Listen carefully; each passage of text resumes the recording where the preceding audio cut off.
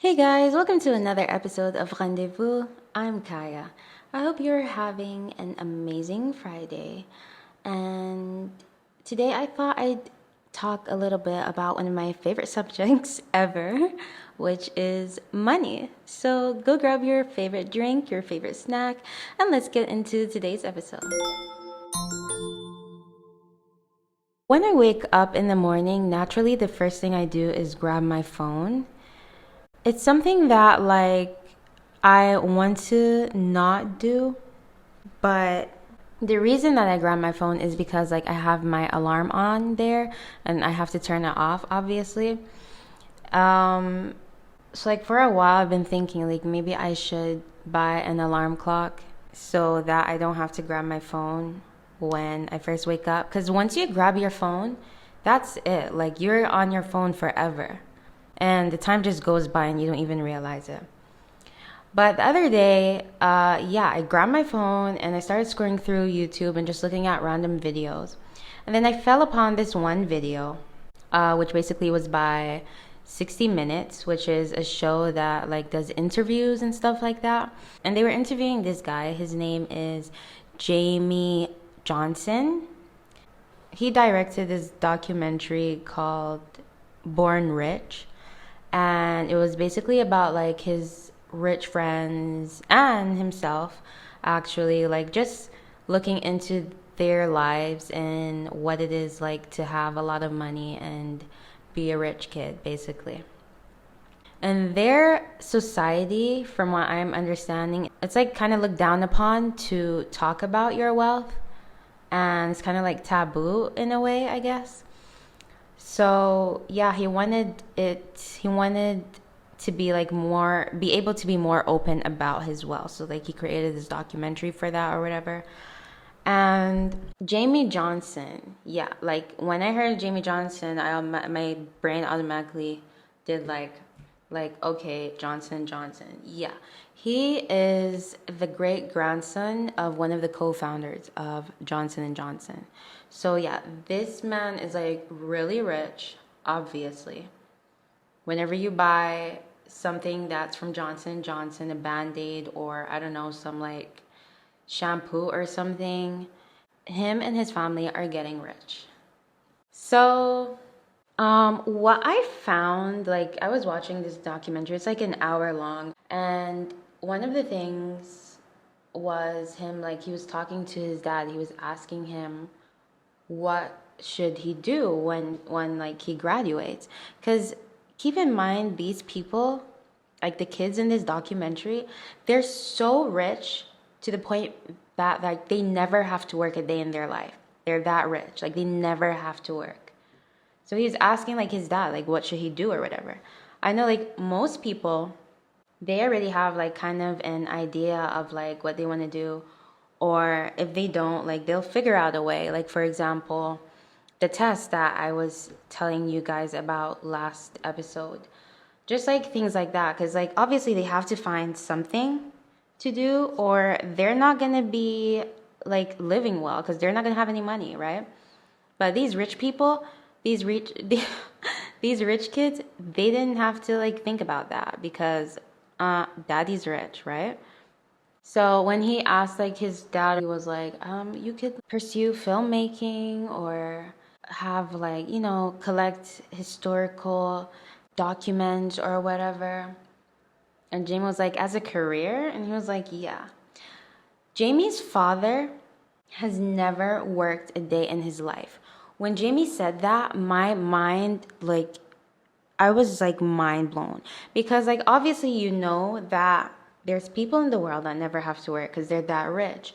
But to actually not work, I don't know, I just can't imagine myself never working. I feel if I was that rich, right? If I had millions in the bank, I would find something that I love to do. For example, if it was maybe, I don't know, maybe I love baking cakes or cupcakes or something. I would take that hobby and turn it into a business. So I would open up a bakery or a baker or something, hire people, And since I don't need the money because it would be equivalent to like, I don't know, $1 in my bank account, I would just take the profits from that business and like give it to charity or something. Because I don't need the money anyway. I need a routine. I need to wake up every morning, have something that I have to do, which is like working or going to school or something. And yeah, like I need something to feel purpose in my life, right? And having a goal in life or having multiple goals, that's one of the things that keeps me going, literally. Because I want to see like the outcome of that goal. I want to know that I can reach those goals. I can get there, you know what I mean? So yeah, I just can't imagine myself not working ever. But I love money. I love money a lot. So yeah, I would like to have that much money in my bank account where I don't have to work. But I'm still gonna work. And speaking of loving money, I like love money so much to the point where I kind of have a shopping addiction. And I call it an addiction because for me, like shopping is therapy. It's like a form of therapy for me. Like if I'm sad or if I'm having like a bad day, I shop or either window shop or something to do with shopping, and it just makes me feel better. I know it's not healthy, it's not a good thing, but it's there. And I'm not like really proud of it. Obviously, I want to stop having that shop love for shopping so much. Like for me, it's to the point where if I hear, you know, like swiping your card, for people out there who are shopping addicts, you know that feeling that you get when you swipe your card or you hear the ding sound from your Apple Pay or something like that. That sound, man, I don't know, it's addictive. Ugh. But I found a way that actually it's really helped me with saving money because if you're a shopping addict, yeah, you're gonna have a problem with saving money. So what I found was this method called envelope budgeting.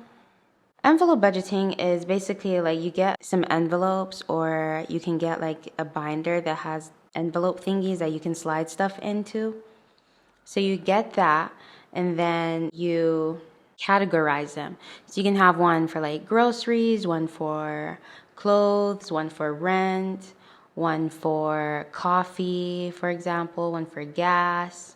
And you put how much like you're gonna need to spend for those categories. For like clothing, for example, I'd put like maybe 200, and I'd have a category for like gifts. I'd put like 50 cuz I like to save my money when it comes to buying gifts for my friends. The thing is for me, like if I don't put a certain amount, I'm gonna overspend, which is not a good thing. Literally, it's not a good thing. Like I don't mind going broke if I'm gonna get my friends a gift.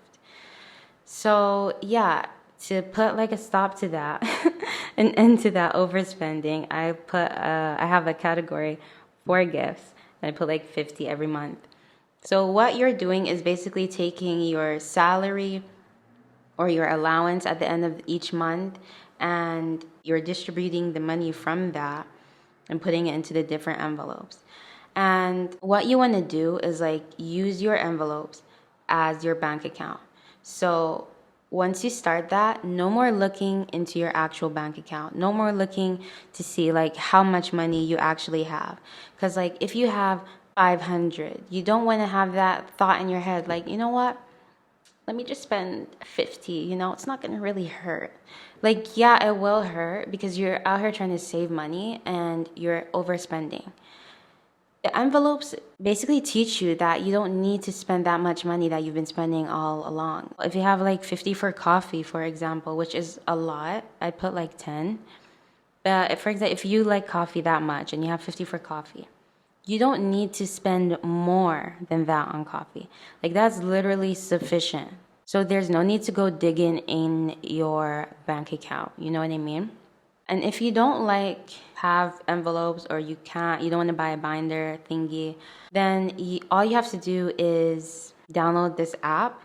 That's what I've been using, and it's helped me a lot with like believing like that's my bank account. This app is called Envy. And it's literally the same thing. It has different envelopes.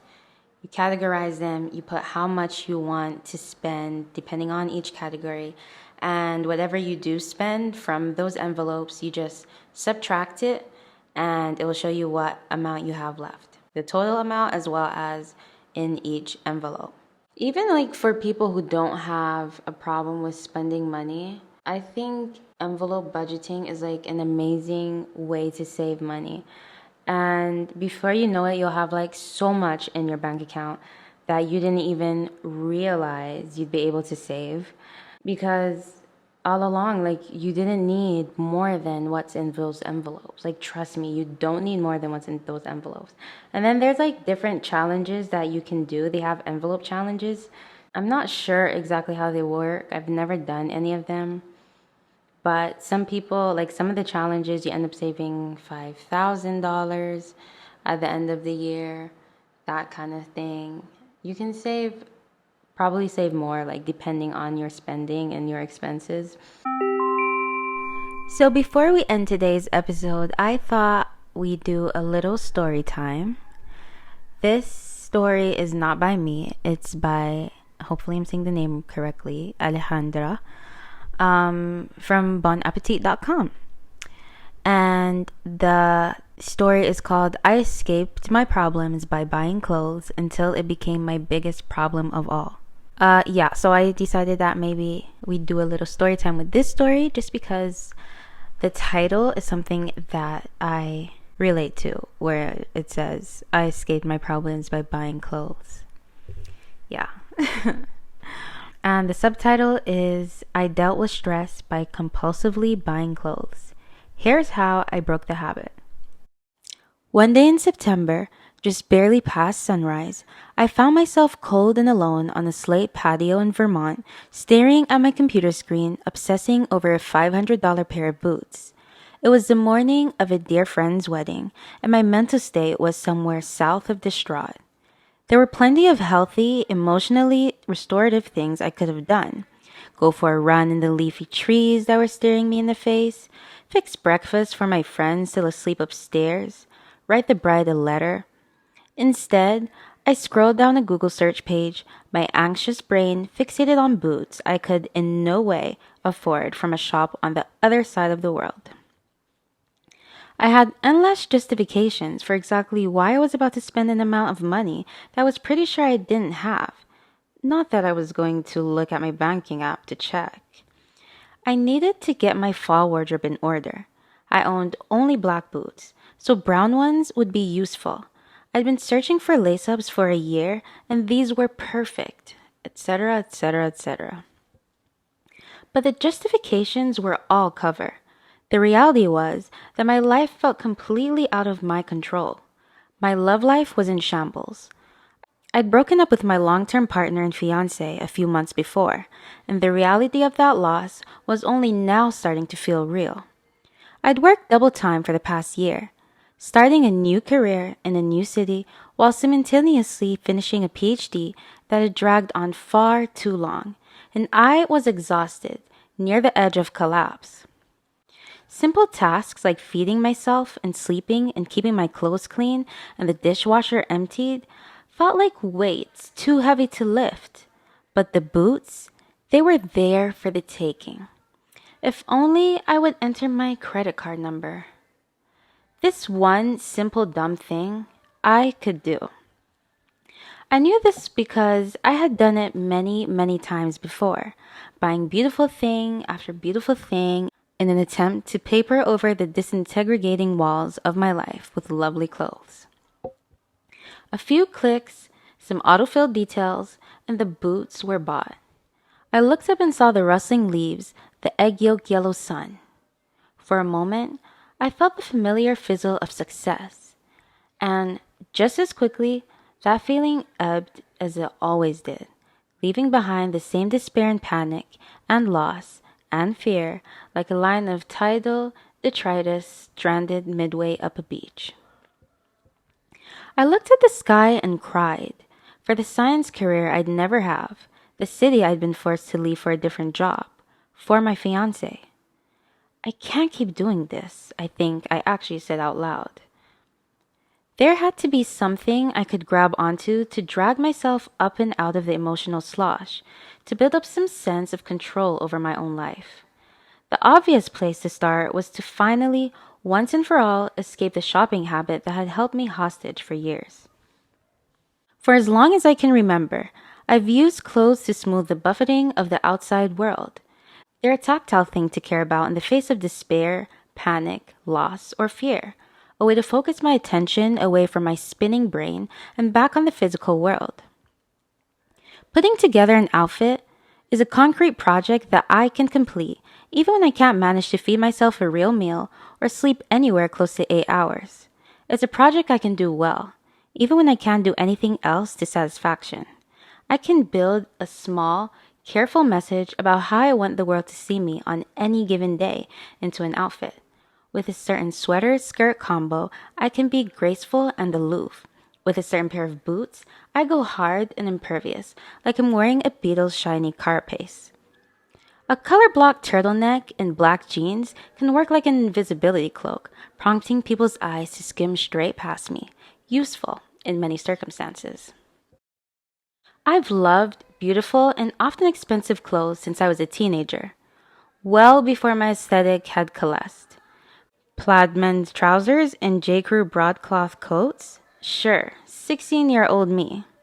I loved them the year after I graduated from college, when I worked a minimum wage at a parking lot in Portland. I'd go finger the silky dresses at Francis May on my lunch break, and eventually the gentle-eyed owner sold me a sun-stained frock that had been hanging in the window for 70% off. I still wear it.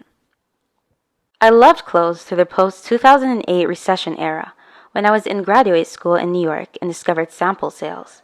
I'd gleefully dig through the waist-high piles of Demi-Lee sweaters and Silk Tucker party dresses and Rachel Comey clogs and Ilana Khan jumpsuits, swimming in the smorgasbord of cut-rate indie designer goods, available everywhere in the city in those grim days.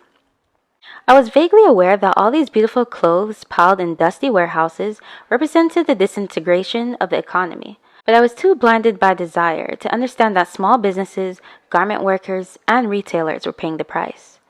These clothes mostly sat in my closet, while I was getting my PhD because acids that splashed all over everything my lab coat didn't protect. There was a very particular feeling of accomplishment that coursed through me the moment I bought a beautiful thing, a feeling in short supply in my high-pressure, competitive science graduate program. I found this perfect item in the vast sea of the city, I think. I didn't do my chemistry right today, or I did a bad job explaining that calculus concept to my student, but at the very least, I could find the most exquisite version of a thing I'd been looking for. That lacy lingerie from Journelle, bought after I had made almost enough money tutoring to cover the price? I could wear that, hidden under my clothes, in the lab, and maybe it would give me a hit of adrenaline I'd need to finish that experiment I'd been delaying. I grew up in a family that always had enough, and I got myself to adulthood with only the sketchiest sense of how money really worked. Throughout most of my years of loving clothes, I kept my compulsive spending habits afloat with a combination of side hustles, lucky rent breaks, and a solid cushion of family support, while a grad school stipend covered my baseline needs. Sometimes I'd look at my account balances and get a jolt of stomach-wrenching anxiety. I'd promised myself I'd change. I'd spend a week or two carefully tracking my grocery spending and walking to avoid swiping my Metro card. But inevitably, all the tiny scrimping was negated by a dip into the shop next to my train stop after a long, terrible day in the lab, where I'd hunt for a dopamine hit to soothe my jangly brain. Over time, without my really noticing, the stuff I bought got more expensive. The sample sales started to dry up, a signal, sort of, that the industry was getting its production more in line with demand, which is fundamentally a good thing.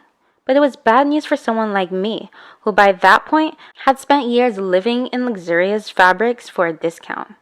And so, thoughtlessly, I kept buying the things I wanted, now more or less at full price. Slowly then, all at once, my cash buffer disappeared. By early summer, I was exhausted, disoriented, and completely drained of whatever willpower had kept my impulsive buying in check in the past.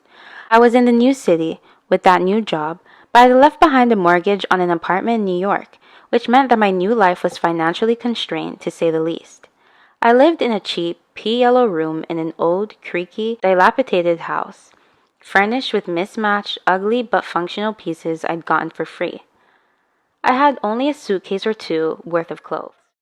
Nothing worked, nothing was comfortable, nothing was beautiful, nothing was stable. I dove into a pleasure seeking, experience thirsty, borderline manic summer. I bought the things and I did the stuff. Back and forth to New York to dance with my best friend until 4 a.m.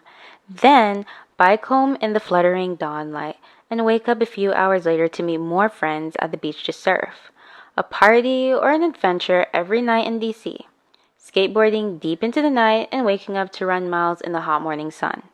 Waltzing into stores and buying overalls and sparkly bodysuits and beach umbrellas and crop tops and leopard print slip dresses and whatever I wanted, because fudge it, I wanted to build a wardrobe as wild and summery and brand new as I felt. The momentary bomb of buying stuff smoothed over the existential panic simmering, barely hidden in my cantering heart. Falling, delirious with exhaustion and desire, into the arms of a rock climber who would lift me into the air like I was nothing, whose body fit around mine like it had been tailored to it, like the single best piece of clothing I could have found at a sample sale. The thing I didn't know I was looking for, but fit me perfectly. The rock climber gave me a t-shirt to wear to work one day after I'd stayed over.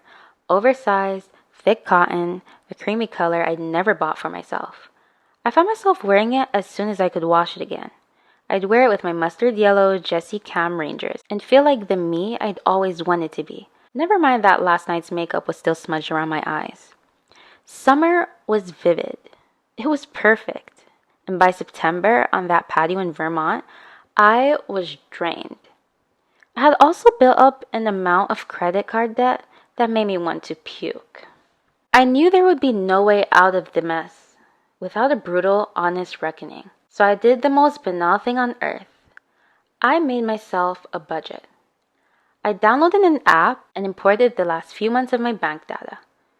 As the fields populated, the summer bloomed in front of my eyes.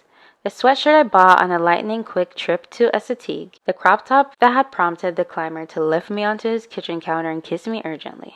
A new pair of pale pink Vans to replace my old pair, their soles worn through by a summer of 2 a.m. insomniac skateboarding sessions. It took me 2 full days to dig through the financial detritus of the past few months. At the end, I had a line of red numbers telling me that I couldn't spend money on anything but absolute essentials for the foreseeable future. I also had a sense of clarity that I had never experienced before. This was, I realized, a way to feel in control. The same feeling I'd been looking for a while hunting for the perfect sweater, but via saving instead of spending. I check my budget every day. I enter every purchase into the app. I know exactly where every dollar coming into my account is going and when. All this tracking and not buying doesn't feel like deprivation or a chore. It feels like focus. The exercise restructures the experience of desire, separating it from the panicky feeling that bubble up in moments of insecurity or stress. What's left behind is a deeper sense of what I truly want, why, and how badly. I got another of those Jessie Cam pants in a different color, but secondhand, and only after setting aside money for 3 careful months. My eyes still get starry over swoopy drapes of silk or wool, but the anxious hunger to buy is gone. Budgeting won't stop my mortgage payments from accumulating. It won't make my healthcare premiums any lower. It definitely won't make the industry I'm in any less volatile. But it gives me a tiny amount of actual control, not just the illusion of control I got from shopping. There's also this. I may regret a lot of the money I spent over the last years, but I love the things I've bought. The baubles on a heavy merino sweater bring me great joy. The silky lycra of the swimsuit I wear to surf sits smooth and reassuring and unbudging when I jump into the water. Even the most impulsive, impractical summer purchases, the sparkly bodysuit and the white overall shorts and the socks with pineapples on them, give me a fizz when I see them in the corner of my drawer. Because clothes are about protection and expression, but they're also my aide-mémoire. I met my fiance wearing a Liberty print pastel flower jumpsuit. The legs were too long and the waist was too short.